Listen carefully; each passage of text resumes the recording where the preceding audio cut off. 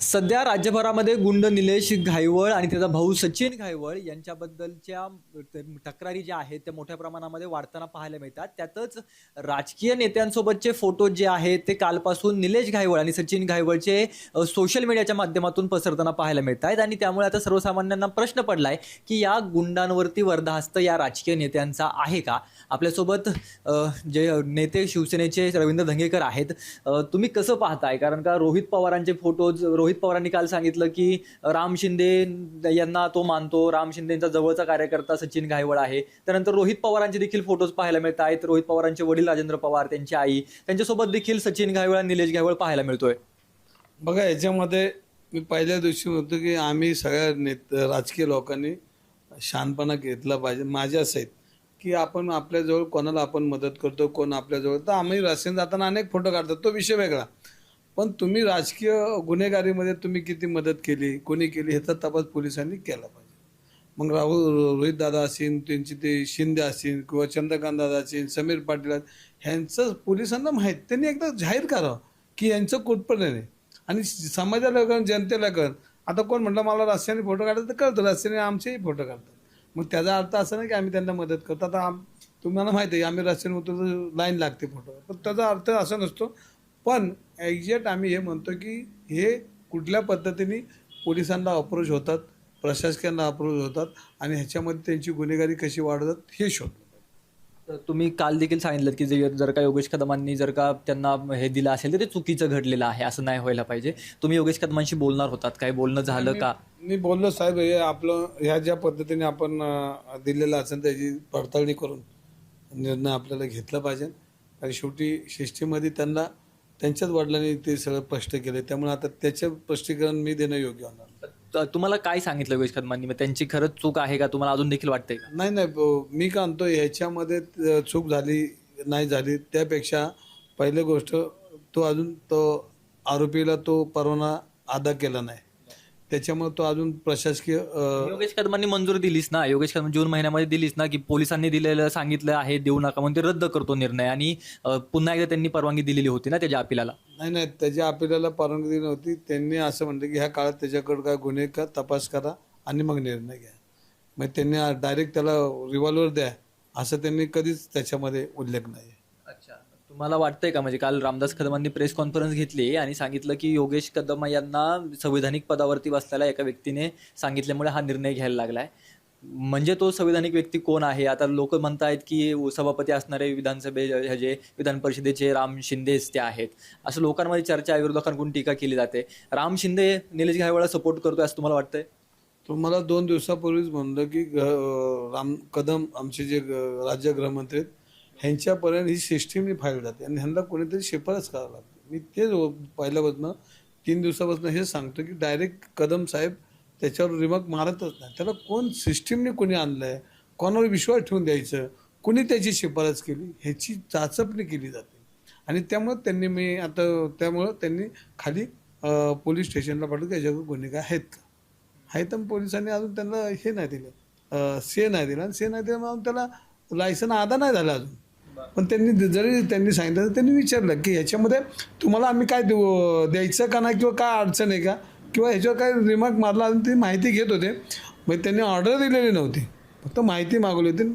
त्याच्यामध्ये पण झालं ते चांगलं झालं, लोकांच्या समोर आलं. आणि चुकीचं झालं असेल तर त्याच्यावर कारवाई झालीच पाहिजे आणि तो रद्दच झाला. पण हा मी त्या मताचा आहे. त्याच्यावरती काल देखील गुन्हा झाला निलेश घाईवळवरती आणि सचिन घाईवळवरती. काल एका 10 फ्लॅटचा ताबा त्यांनी घेतलेला आहे, रिव्हॉल्वर एका बिल्डरच्या कपाळावरती लावलेली असं त्यांनी आरोप केला आहे. म्हणजे गुन्हा देखील दाखल केला आहे आणि 10 फ्लॅटचा ताबा घेतला आहे आणि तिथून भाडं वसूल करण्यासाठी वेगळे लोक ठेवले, ते लोक भाडं वसूल करून ती घाईवळला देतात. अशा प्रकारचा तो गुन्हा जो आहे तो काल दाखल केला. हे जो समीर पाटील नावाचा व्यक्ती आहे हे सगळी मॅनेजमेंट करतो. पोलीस स्टेशनमध्ये जो ज्याने तक्रार दाखल केली हा किती वेळा गेला असेल, अनेक वेळा गेला. का नाही घेतली तक्रार? हे प्रकरण चालू झाल्यानंतर देशपांडेंना वाटलं आपल्या अंगावर येईल आणि म्हणून त्यांनी काल गुन्हा दाखल केला. 3 तारखेला त्यांनी एका कार्यकर्त्यावर बोगस गुन्हा दाखल केला. त्याची माहिती आपल्याला घ्यायची. म्हणजे तुम्ही सिस्टीम राबवताना गुन्हेगारी गँगवार त्या कोथरूड पोलीस स्टेशनमधनं चालवता का, हा शंका माझ्यासारख्या कार्यकर्त्याला पडते. तुम्ही एवढा आरोप करताय, टीका करताय, चंद्रकांत पाटील तुमच्या आरोपांची टीकांची दखल घेत नाहीयेत, तरी देखील ते समीर पाटील अजूनही तो त्यांच्या जवळचाच कार्यकर्ता म्हणतायत. तेलावरती कोणच काय बोलत नाही, भाजपचे नेते त्यांच्यावरती कोण काय बोलत नाहीत, किंवा समीर पाटीलची तरी चौकशी करा असं देखील कोणच बोलताना पाहायला मिळत नाही. हे दादांना हेच प्रश्न आहे माझा की तुम्हाला आम्ही का विचारतो, तुम्ही ह्या राज्याचे मंत्री आहात, आमदार आहात म्हणून तो विचारतो. आम्ही काय चौकातले केळवाला विकणारे त्याला विचारणार आहे का, पाणी पुरवणारे विचारणार आहे बाबा हे गुन्हेगारी मुक्त करा यांच्यावर कारवाई का? तुम्हाला अधिकार दिलेत, तुमचा आमचा काय बांधायला बांध नाही आहे, पण पुण्याच्या विकासासाठी, पुण्याची बदनामी थांबवण्यासाठी, सर्वसामान्यांचे गळे घोटणाऱ्या गुंडांसाठी तुम्ही काहीतरी पावलं उचलली पाहिजेत.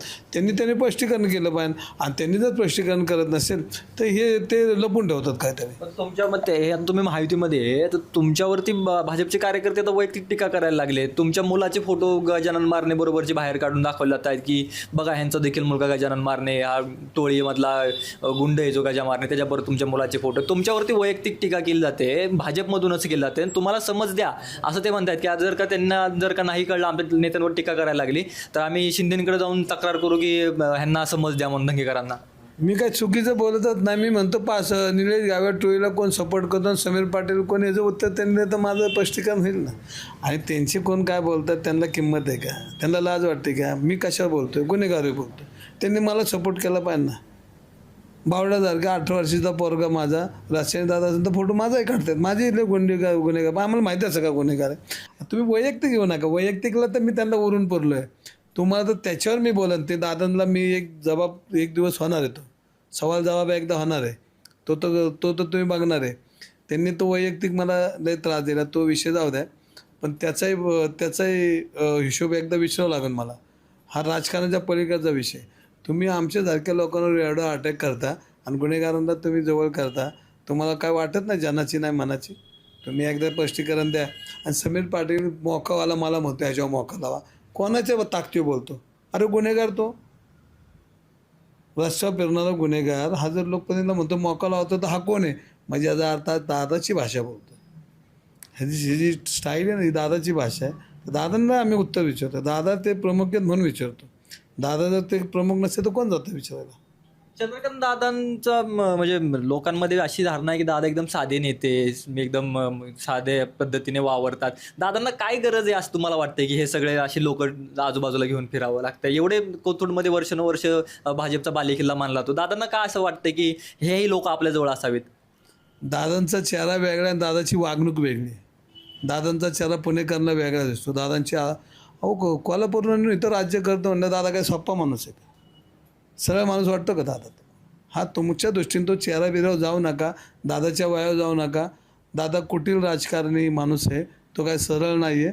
दादा हा लोकांवर अटॅक करणारा माणूस आहे आणि गुन्हेगारी क्षेत्रामध्ये दादांनी सगळे गुन्हेगारांना जवळ ठेवलेलं आहे. आता तुम्ही हे एकनाथ शिंदेना सांगणार आहे का? तुमचे वरिष्ठ नेते आहेत, ते तुम्हाला एवढा त्रास म्हणजे गुन्हेगारीचा सगळ्यांना होतोय, पुणेकरांना त्रास होतोय, आणि तुमच्या पाठीमागे इतर कोण शिवसेनेचे नेते बोलताना दिसत नाहीत भाजपच्या नेत्यांवरती, चंद्रकांत पाटलांवरती. तुम्ही हे सगळं एकटा घेऊन लढताय. तुम्हाला एकनाथ शिंदेने सपोर्ट करावा किंवा एकनाथ शिंदेनी यामध्ये हे करावं, तुम्ही भेटणार आहात का, बोलणार आहात का, किंवा सांगितलं आहे का? मी काय म्हणलो, मी पक्ष म्हणून बोलण्यापेक्षा पुणेकर म्हणून बोलतोय. आणि मी सगळ्या पक्षाच्या नेत्यांना विनंती की तुम्ही या. आणि सगळ्या राजकारण्यांना भविष्यात ह्याचं उत्तर पुणेकरांना द्यावं लागेल. हे पाप भरत चाललं आहे.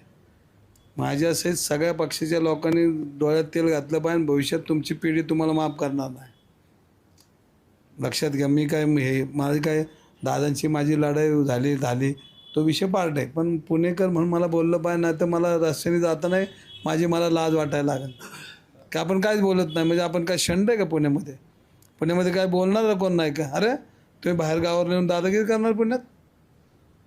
तुमच्या बापाचं राज्य ते समीर पाटील लोकांचं, ते गायवाळ कोण कुठला? आमच्या लोकांचे नरडे चिरणार का? पुणेकरांचे नरडे चिरणार का? अगदी बरोबर. पण आता तुम्ही बोलताय हे सगळ्या गोष्टी, आपण काल आपले केंद्रीय राज्यमंत्री असणाऱ्या मुरलीधर मोहोळांना यावरती बोला म्हणून सांगितलं, पत्रकार परिषदेमधून उठून गेले. या एकाही प्रश्नावरती उत्तर त्यांना देऊ वाटलं नाही, ते उठून निघून गेले. एवढं का त्यांना या सगळ्याचा त्रास होतोय? अहो, त्यांचे गुन्हेगारांचे यांच्यावर उपकार आहेत म्हणून बोलत नाहीत, आमच्यावर उपकारच नाहीत. उपकाराची परतफेड त्यांना करावी लागते. मग लोकांचे नरडे चिरायचे, मग लोकांची घरं लुटायची, मग ह्यांनी त्यांना सपोर्ट करायचा. पोलीस स्टेशनमध्ये ह्यांनी फोन करायचे, तेरे भी चूप आणि मेरे भी चूप. त्याला मोठं काळीच लागतं, धाडच लागतं एखाद्या सिस्टीमविरुद्ध बोलायचं. आणि हे सगळं बोलून संपेल, बोलून हे सगळे लोक शहाणे होतील. बघा, कोणी ऐकलं ना ऐकलं तर जनता ऐकते. जनता एकदा शहाणी झाली तर ह्यांना कळलं. थोडे दिवस चालतं इकडं तिकडं 19-20. राजाचा रंग व्हायला वेळ लागत नाही, काळ असतो, तो होईल ना कधीतरी, त्याचा अंत आहे ना. रामराज्य नाही राहिलं तर रावणाचं राज्य राहील का? राम राज्य राहिलं नाही तर रावणाचं राज्य राहील का?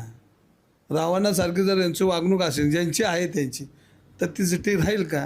नाही राहणार. अगदी बरोबर आहे. तर आता हे सगळं आपण गेल्या काही दिवसांपासून सातत्याने पाहतोय, त्यामुळे आता पुणेकर काय निर्णय घेतात हे पाहणं महत्त्वाचं आहे. कारण का आता पुणेकरांना जागं करणं हेच महत्त्वाचं काम आहे आणि त्यासाठी रवींद्र धंगेकर आपल्याला काम करताना पाहायला मिळत आहेत. कॅमेरा पर्सन संदीप मिश्रासह रोहन कदम, जय महाराष्ट्र न्यूज, पुणे.